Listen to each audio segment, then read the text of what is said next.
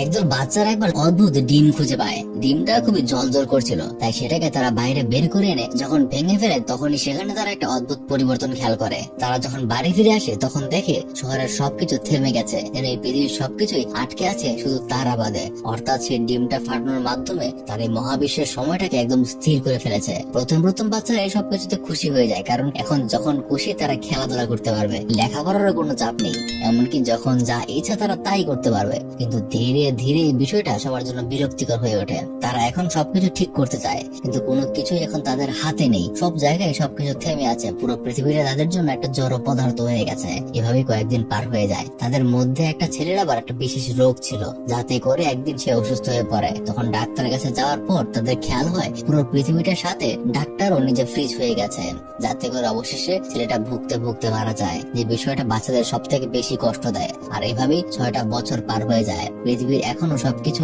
আগের মতোই আছে, কোনো কিছুই পরিবর্তন হয়নি। তাদের 3 বন্ধুর মধ্যে এখন শুধুমাত্র তারা 2 বন্ধুই এই থেমে যাওয়া পৃথিবীতে এখনো টিকে আছে। তাদের মধ্যে এখন কোনো উদ্দেশ্য নেই, কোনো লক্ষ্য নেই। বেঁচে থাকার শেষ ইচ্ছাটুকু যেন তাদের মধ্যে আর বাকি নেই। কিন্তু একদিন যখন এক বন্ধু মাটিতে শুয়ে আকাশের দিকে তাকিয়েছিল, তখন সে আকাশের চাঁদের গায়ে কিছু পরিবর্তন দেখতে পায়, যার দেখে তার মনে আশা জেগে ওঠে। কারণ চাঁদের মধ্যে যেহেতু পরিবর্তন হচ্ছে, হয়তো সবকিছু ঠিক হয়ে যাবে। তাই এই সুখবরটা দেওয়ার জন্য তার বন্ধুকে পাগলের মতো সে খুঁজতে শুরু করে। এক সময় তাকে খুঁজতে খুঁজতে সে তাদের সময় কাটানোর একমাত্র জায়গাটায় যায়, আর ওখানে গিয়ে বুঝতে পারে তার বন্ধু নিজের জীবনের কাছে হেরে গিয়েছে। কিছুক্ষণ আগেই সে এখান থেকে সমুদ্রের পানিতে ঝাঁপ দিয়ে নিজেকে শেষ করে দিয়েছে, যার কারণে এবার সে নিজেও বেঁচে থাকার শেষ আশাটাও হারিয়ে ফেলে। সেও তার বন্ধুর মতো ওখান থেকে পানিতে ঝাঁপ দেয়, আর পানির গভীরে যেতে যেতে সে এক সময় তার বন্ধুর ডেড বডির সামনে চলে আসে।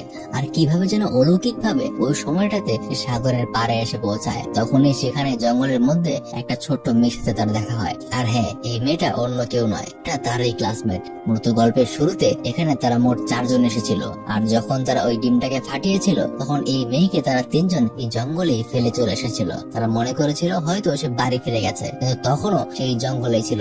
আর আজকে এতগুলো বছর পার হলেও সেই মেয়েটার কাছে মনে হচ্ছে মাত্র কয়েক সেকেন্ড পার হয়েছে, যেখানে তার এই বন্ধুটাকে সে চিনতে না পেরে ভয় পেয়ে চলে যায়। আর এখান থেকে শুরু হয় তার নতুন একটা জীবন। বলছে 2016 সালে মুক্তি পাওয়া কোরিয়ান মুভি ভ্যানিশিং টাইমের সংক্ষিপ্ত একটা গল্প। এতক্ষণ আপনাদের সাথে ছিলাম আমি মারুফ। দেখা হবে পরবর্তীতে অন্য আরেকটা ভিডিওতে।